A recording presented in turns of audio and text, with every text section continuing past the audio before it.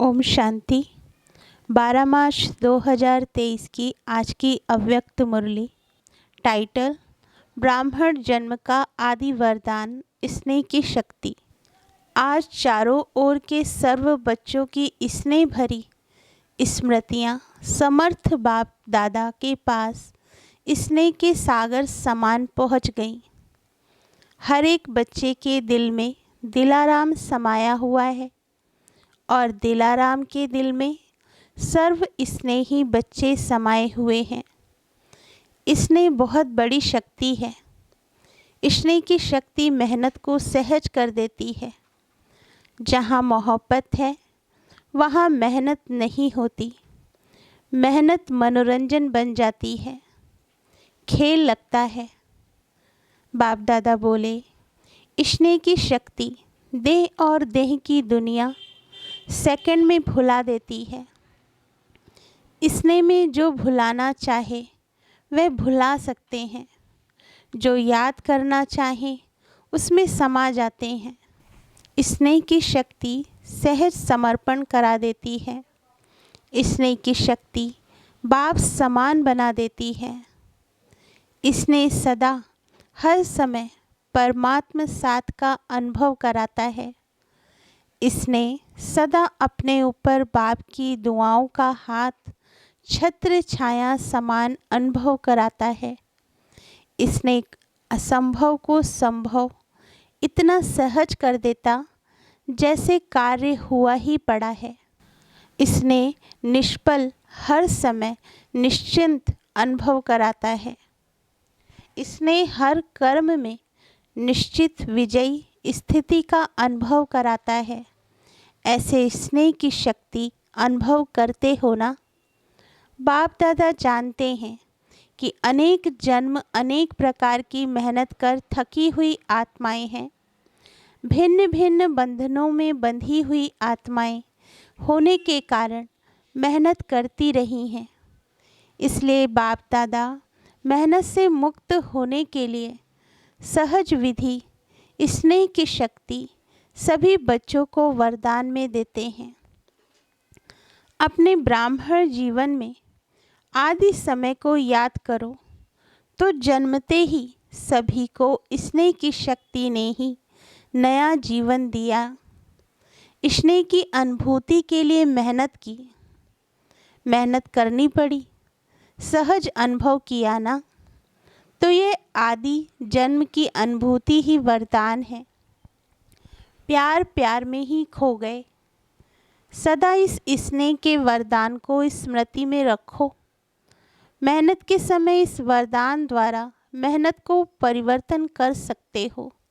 बाप दादा को बच्चों का मेहनत अनुभव करना अच्छा नहीं लगता। स्नेह के शक्ति की विस्मृति मेहनत अनुभव कराती है। बाप दादा बोले, कितनी भी बड़ी कैसी भी परिस्थिति हो, प्यार से स्नेह से परिस्थिति रूपी पहाड़ भी परिवर्तन हो पानी समान हल्का बन सकता है। पत्थर को पानी बना सकते हो। कैसे भी माया का विकराल रूप व रॉयल रूप सामना करे तो सेकंड में स्नेह के सागर में समा जाओ, तो सामना करने की माया की शक्ति समाप्त हो जाएगी। आपके समाने की शक्ति छू मंत्र नहीं लेकिन शिव मंत्र बन जाएगी। सबके पास शिव मंत्र की शक्ति है ना कि खो जाती है। शिव स्नेह में समा जाओ। सिर्फ डुबकी मारकर नहीं निकल आओ। थोड़ा समय स्मृति में रहते हो। मीठा बाबा, प्यारा बाबा, डुबकी लगाकर फिर निकल आते हो तो माया की नज़र पड़ जाती है। समा जाओ तो माया की नज़र से दूर हो जाएंगे। और कुछ भी नहीं आए तो स्नेह की शक्ति जन्म का वरदान है। उस वरदान में खो जाओ। खो जाना नहीं आता है। स्नेह तो सहज है ना, सबको अनुभव है ना। कोई है जिसको ब्राह्मण जीवन में रूहानी स्नेह का अनुभव नहीं हो। है कोई, स्नेह ही सहज योग है, स्नेह में समाना ही संपूर्ण ज्ञान है। आज के दिन का महत्व भी स्नेह है। अमृत वेले से विशेष किस लहर में लहरा रहे हो, बाप दादा के स्नेह में ही लहरा रहे हो। सर्व आत्माओं के अंदर एक बाप के सिवाय और कुछ याद रहा? सहज याद रही ना कि मेहनत करनी पड़ी? तो सहज कैसे बनी? स्नेह के कारण। तो क्या सिर्फ आज का दिन स्नेह का है? संगम युग है ही परमात्म स्नेह का युग। तो युग के महत्व को जान, स्नेह की अनुभूतियों को अनुभव करो। स्नेह का सागर स्नेह के हीरे मोतियों की थालियां भर कर दे रहे हैं। तो अपने को सदा भरपूर करो। थोड़े से अनुभव में खुश नहीं हो जाओ, संपन्न बनो। भविष्य में तो स्थूल हीरे मोतियों से सजेंगे। ये परमात्मा प्यार के हीरे मोती अनमोल हैं, तो इससे सदा सजे सजाए रहो। चारों ओर के बच्चों की याद, स्नेह के गीत बाप दादा सदा भी सुनते रहते हैं। लेकिन आज विशेष स्नेह स्वरूप बच्चों को स्नेह के रिटर्न में सदा स्नेही भव, सदा स्नेह के वरदान द्वारा सहज उड़ती कला का विशेष फिर से वरदान दे रहे हैं। सदा जैसे छोटे बच्चे होते हैं, कोई भी मुश्किल बात आएगी व कोई भी परिस्थिति आएगी तो माता पिता की गोदी में समा जाएंगे। ऐसे सेकंड में स्नेही की गोदी में समा जाओ तो मेहनत से बच जाएंगे। सेकंड में उड़ती कला द्वारा बाप दादा के पास पहुंच जाओ तो कैसे भी स्वरूप में आई हुई माया दूर से भी आपको छू नहीं सकेगी, क्योंकि परमात्मा छत्र छाया के अंदर तो क्या, लेकिन दूर से भी माया की छाया आ नहीं सकती। तो बच्चा बनना अर्थात माया से बचना। बच्चा बनना तो अच्छा है ना। बच्चा बनने का अर्थ ही है स्नेह में समा जाना। अच्छा, चारों ओर के दिलाराम के दिल में समाये हुए बच्चों को सदा मेहनत को मोहब्बत में परिवर्तन करने वाली शक्तिशाली आत्माओं को, सदा परमात्मा स्नेह के संगम युग को महान अनुभव करने वाली श्रेष्ठ आत्माओं को, सदा स्नेह की शक्ति से बाप के साथ और दुआओं के हाथ को अनुभव कर औरों को भी कराने वाली विशेष आत्माओं को, सदा स्नेह के सागर में समाये हुए समान बच्चों को स्नेह के सागर बाप दादा का याद प्यार और नमस्ते। बाप दादा की दादियों से मुलाकात। आज के दिन क्या क्या याद आया? विशेष विल पावर के हाथ याद आए। विल पावर सब कार्य सहज करा देती है। ब्रह्मा बाप ज़्यादा याद आया या बाप दादा दोनों याद रहे? फिर भी ब्रह्मा बाप की याद के चरित्र सभी को विशेष याद आते रहे। ब्रह्मा बाप ब्रह्मा बना ही तब जब बाप दादा कंबाइंड हुए। परमात्मा प्रवेशता के साथ ही ब्रह्मा का कर्तव्य शुरू हुआ। इस अव्यक्त स्वरूप के अव्यक्त रूप के चरित्र भी न्यारे और प्यारे हैं। 25 वर्ष की सेवा की हिस्ट्री आदि से याद करो, कितनी तीव्र गति की हिस्ट्री है। अव्यक्त होना अर्थात तीव्र गति से सर्व कार्य होना। समय का परिवर्तन भी फास्ट और सेवा की वृद्धि की गति भी फास्ट हुई ना। इसलिए अव्यक्त होने से समय को भी तीव्र गति मिली है, तो सेवा को भी तीव्र गति मिली है। अव्यक्त पाठ में आने वाली आत्माओं को भी पुरुषार्थ में तीव्र गति का भाग्य सहज मिला हुआ है। अव्यक्त पाठ में आई हुई आत्माओं को last so fast fast so first का वरदान प्राप्त है। सभा से बाप दादा की मुलाकात, वरदान को कार्य में लगाओ। सिर्फ स्मृति तक नहीं, समय प्रमाण वरदान को स्वरूप में लाओ। वरदान को स्वरूप में लाने से स्वतः ही फास्ट गति का अनुभव करेंगे। अव्यक्त पालना सहज ही शक्तिशाली बनाने वाली है, इसलिए जितना आगे बढ़ना चाहो बढ़ सकते हो। बाप दादा और निमित्त आत्माओं की आप सबके ऊपर विशेष सदा आगे उड़ने की दुआएं हैं। ऐसे है ना, दादियों की भी दुआएं हैं। सिर्फ फ़ायदा ले लो, मिलता बहुत है, यूज़ कम करते हो। सिर्फ बुद्धि में किनारे रखते नहीं रहो, खाओ, खर्चा करो। आता है यूज़ करना, खर्च करना आता है कि संभाल कर रखते हो? बहुत अच्छा, बहुत अच्छा, ये संभाल कर रखना है। अच्छाई को स्वयं प्रति और दूसरों के प्रति कार्य में लगाओ। यहाँ खर्चना अर्थात बढ़ाना है। जैसे आजकल का फैशन है ना, जो अमूल्य चीज़ होती है वह कहाँ रखते हैं? लॉकर में। यूज़ नहीं करते, लॉकर में रखते हुए खुश होते हैं। तो कई बार ऐसे करते हैं। पॉइंट बड़ी अच्छी है, विधि बड़ी अच्छी है। सिर्फ बुद्धि से लॉकर में देखकर खुश हो जाते हैं।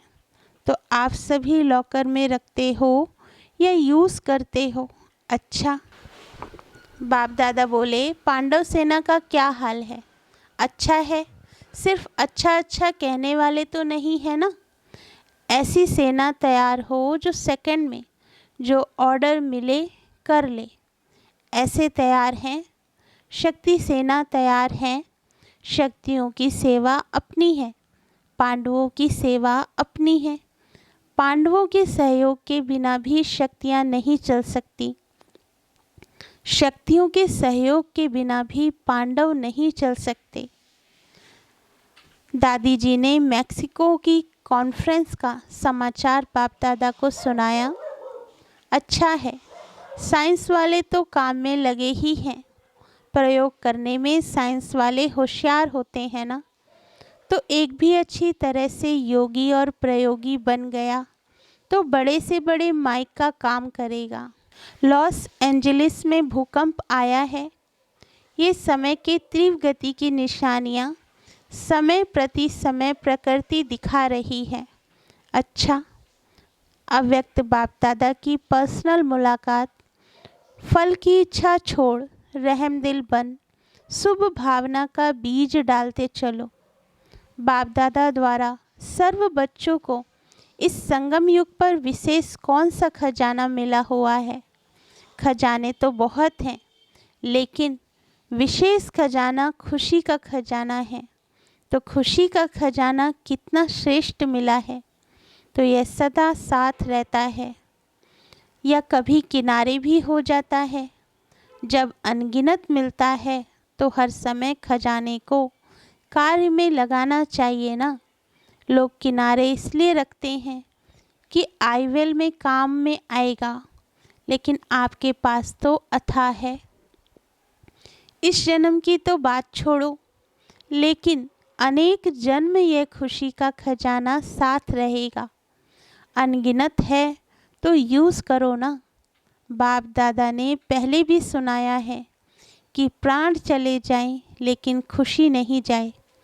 इसलिए खुशी को कभी भी किनारे नहीं रखो और ही महादानी बनो, क्योंकि वर्तमान समय और कुछ भी मिल सकता है, लेकिन सच्ची खुशी नहीं मिल सकती। अल्पकाल की खुशी प्राप्त करने के लिए लोग कितना समय व धन खर्च करते हैं, फिर भी सच्ची खुशी नहीं मिलती। तो ऐसे आवश्यकता के समय आप आत्माओं को महादानी बनना है। कैसी भी अशांत आत्मा, दुखी आत्मा हो, अगर उसको खुशी की अनुभूति करा दो तो कितनी दिल से दुआएं देगी। आप दाता के बच्चे हो तो फ्राक दिल से बांटो। बांटना तो आता है ना। तो क्यों नहीं बांटते हो? समय को देख रहे हो, दिल से रहम आना चाहिए। जो अशांति दुख में भटक रहे हैं वो आपका परिवार है ना, परिवार को सहयोग दिया जाता है ना। तो वर्तमान समय महादानी बनने के लिए विशेष रहम दिल के गुण को इमर्ज करो। आपके जड़ चित्र वरदान दे रहे हैं, तो आप भी चैतन्य में रहम दिल बन बांटते जाओ, क्योंकि परवश आत्माएं हैं। कभी भी यह नहीं सोचो कि ये तो सुनने वाले नहीं हैं, ये तो चलने वाले नहीं हैं। नहीं, आप रहम दिल बनो, देते जाओ। गाया हुआ है कि भावना का फल मिलता है, तो चाहे आत्माओं में ज्ञान के प्रति, योग के प्रति शुभ भावना नहीं भी हो, लेकिन आपकी शुभ भावना उनको फल दे देती है। ऐसे नहीं सोचो कि इतना कुछ सेवा की लेकिन फल तो मिला ही नहीं है। लेकिन फल एक जैसे नहीं होते। कोई सीजन का फल होता है, कोई सदा का फल होता है। तो सीजन का फल सीजन पर ही फल देगा ना। तो आपने शुभ भावना का बीज डाला, अगर सीजन का फल होगा तो सीजन में निकलेगा ही।